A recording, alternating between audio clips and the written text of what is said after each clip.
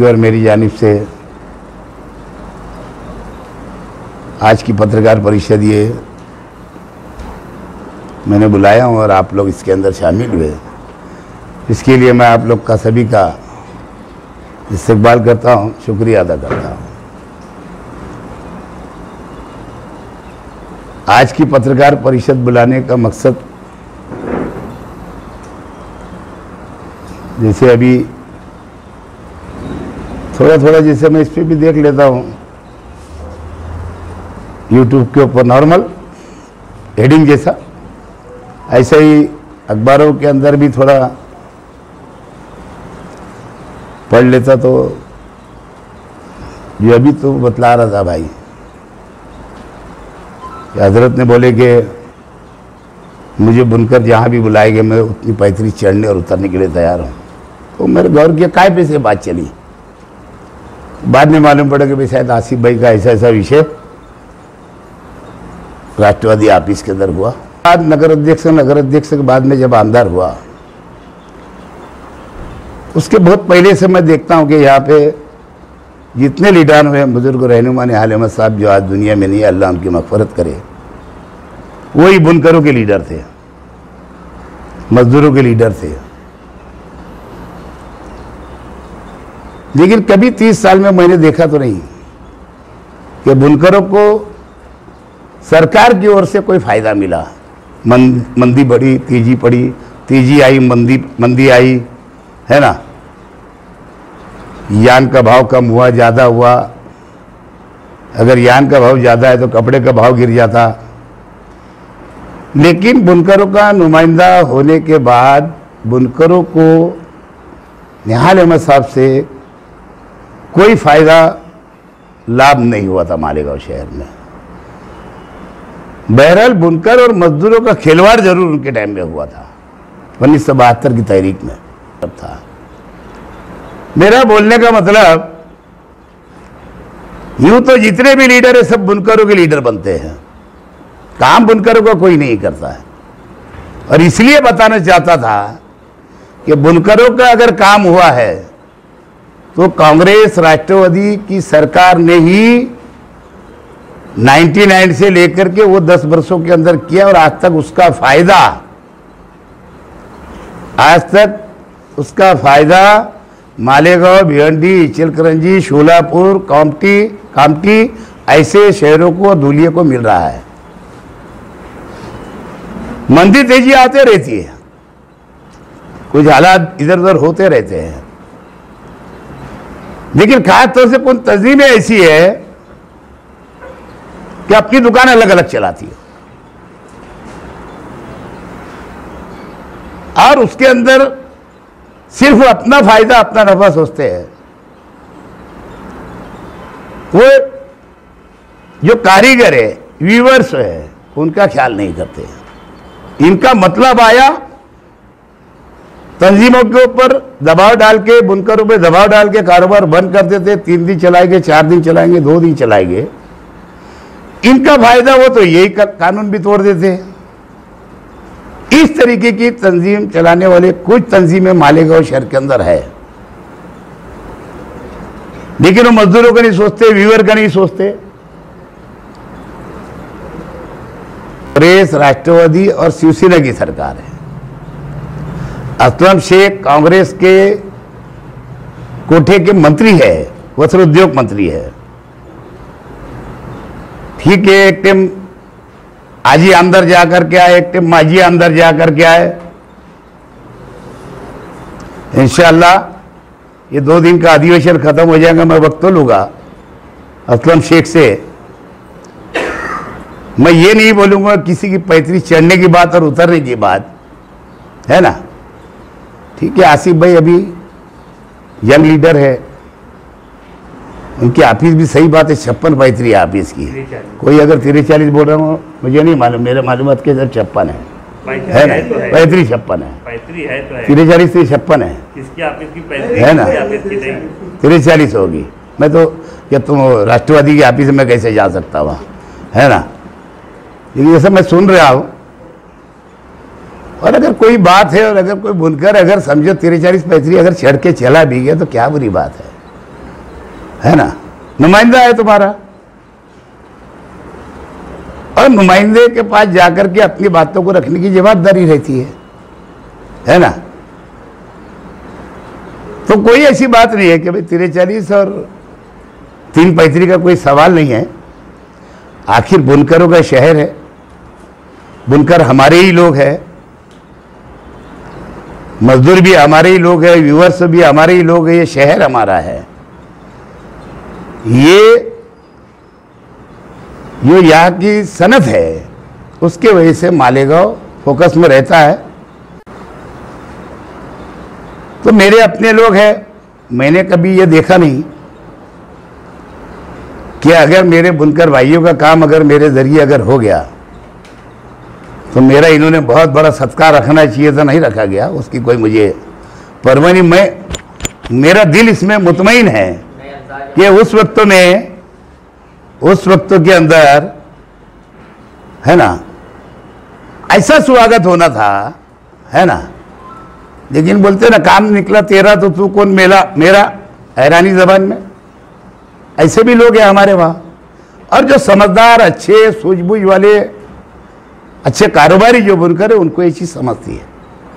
बोलते भाई क्या बोलते, हाँ वो देखा, इसी ने बोला कि बुजुर्ग रहनुमा निहाल अहमद साहब हयात थे तो ये एक्शन कमेटी को उन्होंने बोला था कि अगर एक्शन कमेटी मुझे बोलेगी बैठ जा तो बैठ जाओ और खड़े रहे तो खड़े जाऊँगा। तो बच्चे को मालूम ही नहीं है अभी क्या सच है क्या झूठ है। क्या निहाल अहमद कभी ये बात बोल सकते थे, कोई नहीं मान, तुम तो कोई मानेंगे जी ना मैं मानूंगा। एक हजरत जो है इनको तो समझता ही नहीं काम करना जो अभी है मेरे, है ना। मैं सुना वो कंपाउंड वाला भैया है ना, उन्होंने शायद बोला कि मुफ्ती साहब के साथ गए थे, शायद आमदार साहब के साथ, असलम शेख के साथ, तो बोले साला वहाँ जाने के बाद इनके साथ गए तो कोई रिस्पॉन्स ही नहीं मिला। दादा भूसे फिर बाद में हम जब दादा भूसे के साथ गए तो रिस्पॉन्स मिला। तो जरा वो बात समझ में नहीं आती, इसके लिए मैं बोला कि आज के आमदार साहब को काम करना ना, तो पहले से बोलता हूँ इसको आता ही नहीं, ना उनको काम करना आता ना कभी कर पाएंगे। इसके लिए करवाने का कोई भी काम का एक तरीका होता है। मेरे टाइम में तो जो लोगों ने, है ना, कई लोग थे लोन तो ले लिए थे लेकिन लफड़े में आ गए थे, क्योंकि भरना ही, हमारे लोग तो कभी कभी थोड़ा गलती भी करते। अगर बोले सईदा हमीद आई थी मालेगांव के अंदर तो बोले ये सिविल हॉस्पिटल है ना और 11,000 कॉलोनी बन गई, है ना, पूरा गड़ा बताया गया उन्होंने।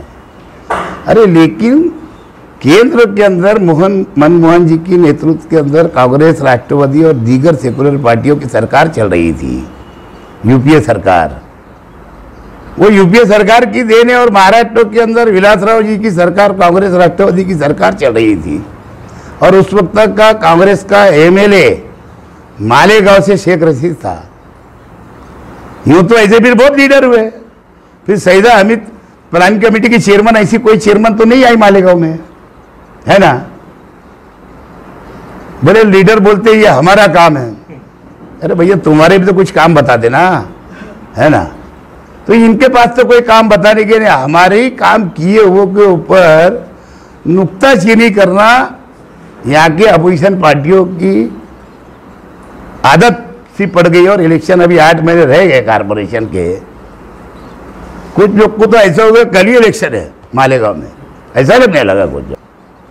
तो सरकार में जाके बात करेंगे और ज़रूर मैं तो इनके आने की ज़रूरत महसूस नहीं करूँगा।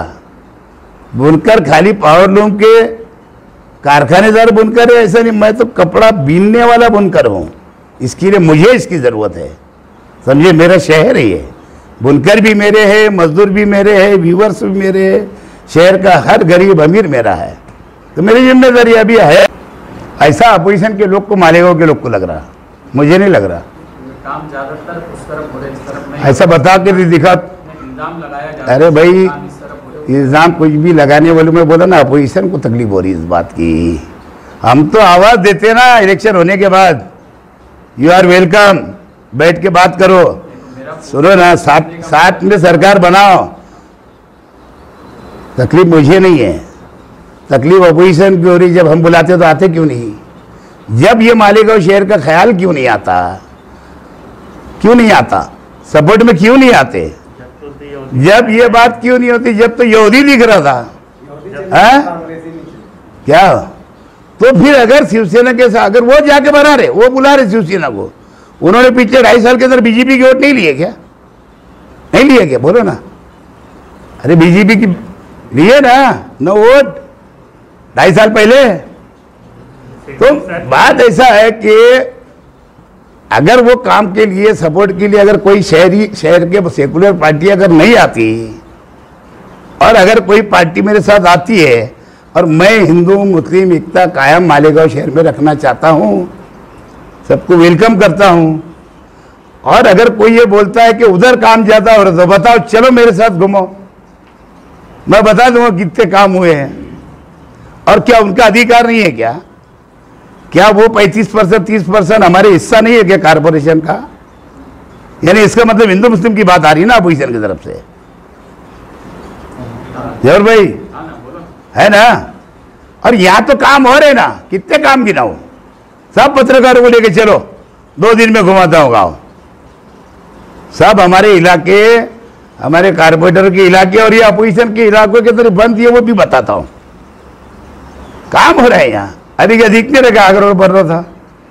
ये अल्लाह के बंदे हमारे आमदार साहब अगर सही में 10 करोड़ 5 करोड़ ले करके आते तो आगे के हिस्से में तो लग जाता, आगे रोड पे उनका भी तो नाम आ जाता कि नहीं आएगा पैसा। तो बोलने का मतलब अगर आ जाता तो हो सकता उसका अगला हिस्सा जो है आगे रोड का बन जाता।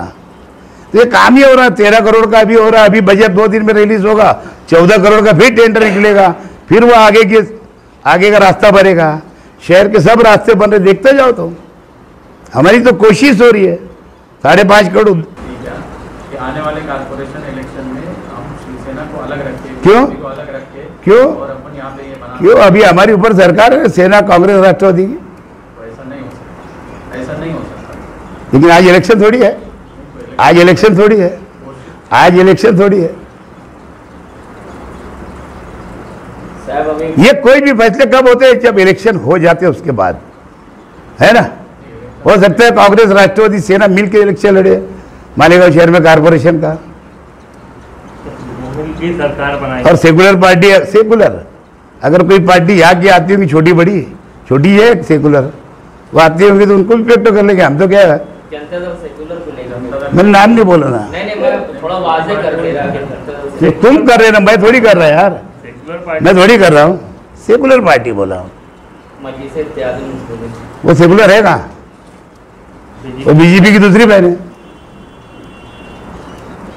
बीजेपी की दूसरी बहन है ना।